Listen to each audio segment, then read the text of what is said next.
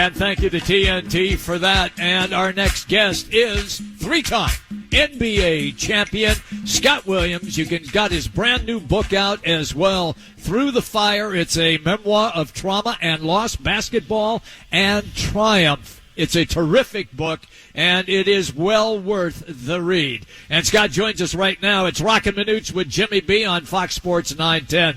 Scott, welcome as always. Let me pick your brain in exactly what you watched last night between the Celtics and the Heat, because it appeared that one team came prepared and ready to battle no matter what, while the other team was going through the motions. Hey, gentlemen, I hope you guys had a good holiday weekend. I got a chance to get down to the D-back and check out some baseball as well. They're playing some good baseball, but yes, the NBA was talk of the weekend. Miami Heat going to Boston, winning a Game 7 on the road. You got to give a lot of credit to Coach Spoelstra and the resiliency of that Heat bunch after taking a gut punch on a last-second shot in Game 6. He rallies his troops, gets them mentally prepared to go to Boston and compete. While on the other side, I think Charles Barkley summed it up best when he called the Celtics a bunch of, I'll say donkeys instead of the word that he used, since we're on air here. But they're not ready to play. They decided they were going to live by the three, die by the three, and it didn't help them that early in that game, Jason Tatum, he came up gimpy after, tweaking an ankle early in that first quarter. But I just didn't like the way Mazzulla got his guys ready to play. He took Jason Tatum out in that first quarter when his team was already struggling to score. And as any basketball player can tell you, when you tweak something, last thing you want to do is rest it. You've got to keep playing on it, or else you just sit on the side and the blood starts to pool in there and it swells. And there was a time when he had him coming back into the game after a quarter break. Instead of subbing him straight into the game, he sent him to the scorer's table after the second free throw was made, and he sat the rest of the quarter at the bottom of the scorer's table and watched his team only score 15 points in that first quarter, and they fell behind by 7 in the end of that first quarter, and pretty much the route was on after that. Scottie, well, whose responsibility then? And Jimmy and I talked about this earlier. If you can't hit the water from the boat and you're still continuing to shoot, I mean, you had a chance. Why not take it to the rack? Just rely on your twos and just do that. Is that a Mazzulla, the head coach? Is it the leadership on the teams? Is it an anxiousness? Is it me ball? I mean, why is that? Because as a fan, it's like, well, take it to the rack.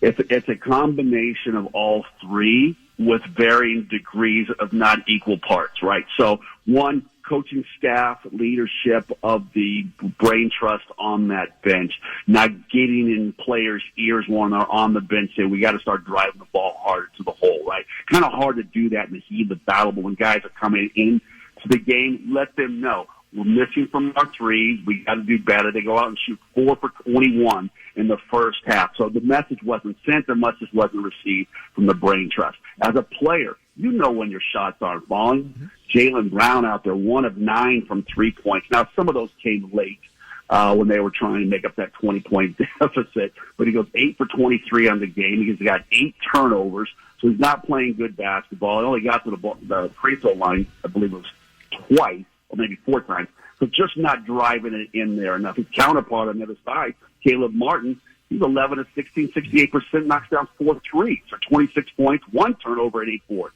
So, I'm not going to put it all on the players. I'm going to put it all on the coaches, and let's give the Heat defense some credit too for deciding that, hey, the way we got back into the game in the fourth quarter, Game 6, was making these guys have to play on the perimeter.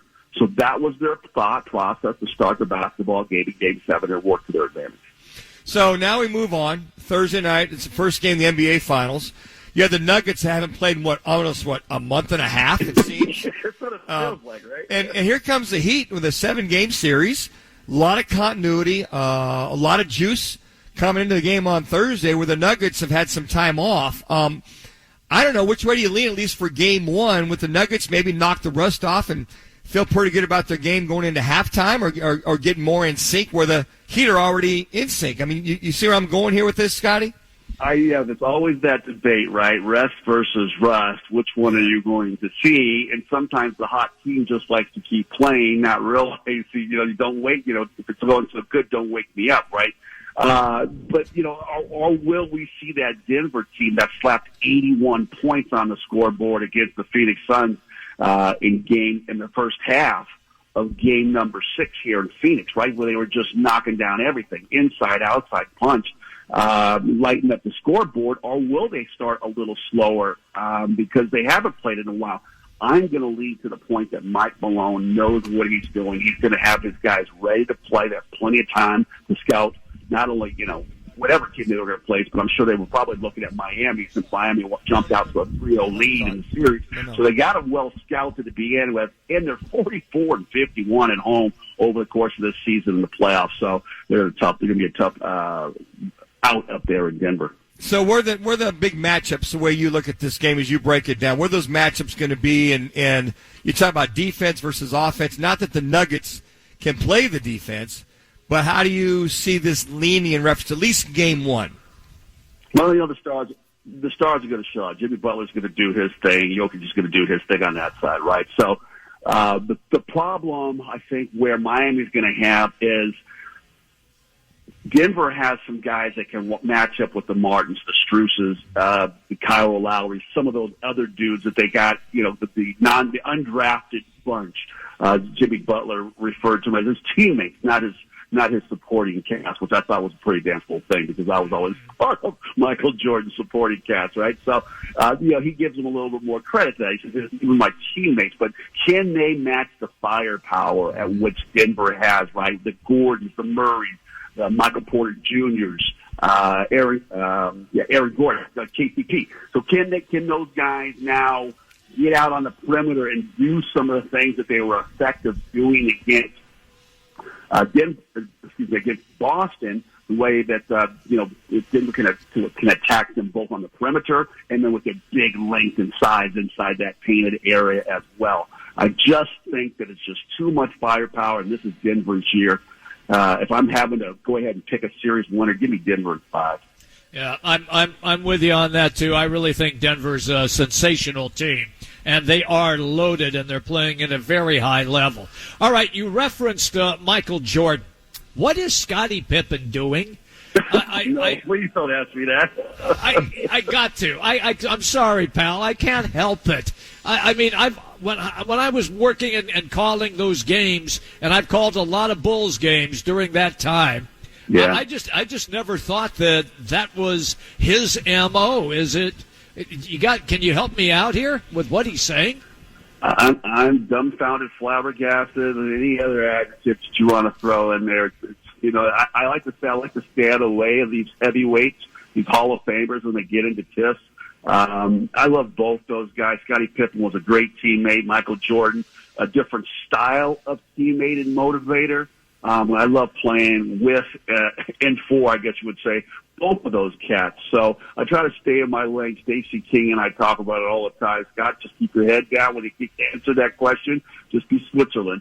But I do say it does hurt my heart because this is the 30th anniversary of what would have been the first three-peat, right? The first dance, if you allow me that, considering the second three they called the last dance. That I really was looking forward to getting the band back together, so to speak. We were like the rock stars, the Beatles, the Jackson 5, every time we hit the road. It was so fun to be around those guys during that time. I was hoping we could have some good, family reunions, but at least, get the band back together, break some bread someplace, even if it wasn't team-oriented or sponsored, just some guys getting together on their own and say, hey, let's meet up at the downtown restaurant in Chicago and make a fun night out of it. And that ain't going to happen at the current state of things. All right, Scotty. Nick Nurse taking the 76ers job. That leaves you with Kevin Young. Kevin Young, yeah. And then you got Doc Rivers and Frank Vogel. I don't know. I'm leaning. I would prefer that they got Nurse, but he's moving on to Philadelphia. I'd love to see them get Doc Rivers over a young, pardon the pun, Kevin Young, in reference to this Suns team. Which way are you leaning? Would you like to see the Suns go now? I'm sure they're both fine coaches. I don't know Young as well as I've been around Doc Rivers during my times in around the league playing and broadcasting and coaching. And I kind of lean like you too. Like, just give me a guy that maybe may have a bit more credibility right in the locker room. But then you go, well, Young's been here, right? So he's been on that staff. He knows these guys. They have already a built-in rapport with them. But sometimes a fresh voice from the from outside coming in to assess things is always a good thing too.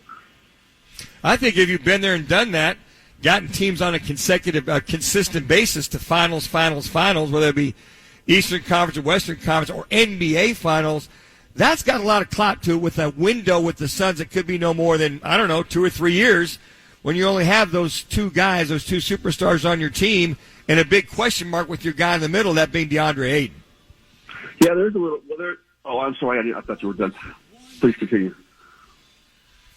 Hey, you know what? I'd love to call a game with you, man. That would be so much fun. If you want a good chuckle, look up 1984 Michael Jordan NBA debut. See if you hear a familiar voice calling that game on TV. I'll do.